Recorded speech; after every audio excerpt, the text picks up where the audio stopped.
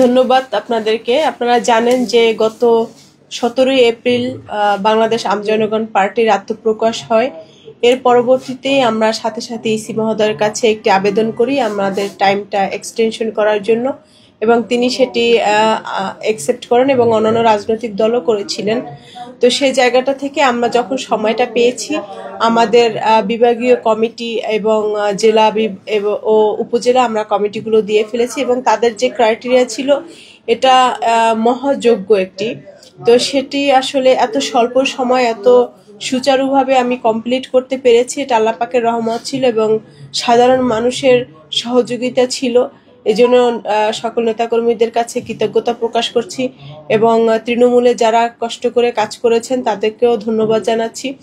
এবং এখানে বিষয়টি ছিল, বেসিক যে বিষয়টি ছিল সেটি হচ্ছে গিয়ে 100টি উপজেলা এবং 22টি জেলা, আর প্রতিটি জেলা উপজেলা অফিস, ভাড়া রসিদ, ডিডের কপি, এবং সেই সাথে যেটি ইম্পর্টেন্ট ছিল প্রতিটা উপজেলা থেকে 200 করে সমর্থকের এনআইডি কার্ড, এবং এভাবে করে আসলে প্রায় 20,000 মানুষের ফটোকপি করতে হয়েছে।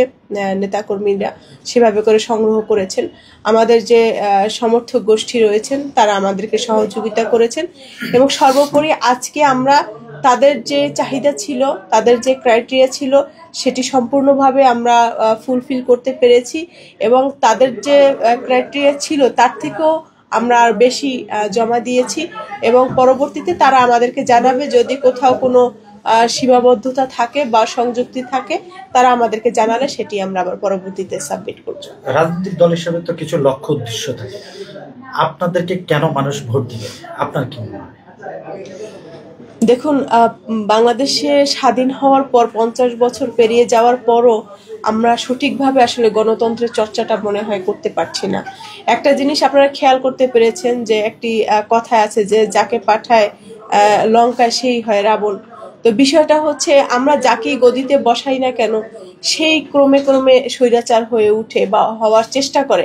হয়তোবা বাংলাদেশের জনগণ জন্মগতভাবেই আসলে প্রতিবাদী এবং অন্যায়ের সাথে আপোষ করে না বলেই তারা সবসময় স্বৈরাচারের পতন ঘটিয়েছে, এবং একে একে আসলে আমার বাবা 2টি স্বৈরাচারের পতন দেখেছেন, ধরেন আমি একটা স্বৈরাচারের পতন করেছি বা দেখেছি। তো সেই জায়গা থেকে আসলে আমি বলতে চাচ্ছি যে সামনে যে আসছে নির্বাচন, এই নির্বাচনে মানুষকে স্বৈরাচারকে, ফ্যাসিস্টকে অ্যাভয়েড করতে চায় এবং তাদেরকে আর ক্ষমতায় দেখতে চায় না, জনগণের সেবক কিংবা শোষক কোনোটা হিসেবেই তাদেরকে দেখতে চায় না, তাদের থেকে মুখ ফিরিয়ে নিয়েছে বলে আমাদের বিশ্বাস।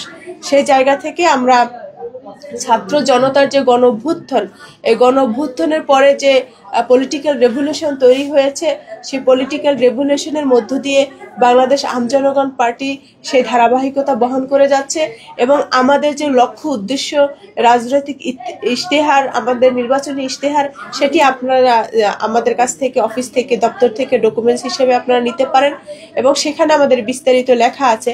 তবে সংক্ষেপে যেটি বলতে চাচ্ছি, আমাদের কোনো প্রতিপক্ষ কোনো রাজনৈতিক দল নয়, কোনো ব্যক্তি নয়, আমাদের প্রতিপক্ষ হচ্ছে আমরা নিজেরাই, এবং আমরা আমাদের নিজেদেরকেই এমনভাবে তৈরি করতে চাচ্ছি, মানুষের কাছে পৌঁছে যেতে চাচ্ছি, জনতার কাছে পৌঁছে যেতে চাচ্ছি, যেন আগামীর বাংলাদেশটা একজন কৃষকের হয়, একজন দিনমজুরের হয়, একজন সাধারণ মানুষের হয়। আমরা আসলে নারী এবং পুরুষের আমরা ক্ষমতা বা জেন্ডার যে একটা বৈষম্য রয়েছে এই বিষয়ে আমরা ভাবতে চাই না। আমরা আগামীতে মানুষের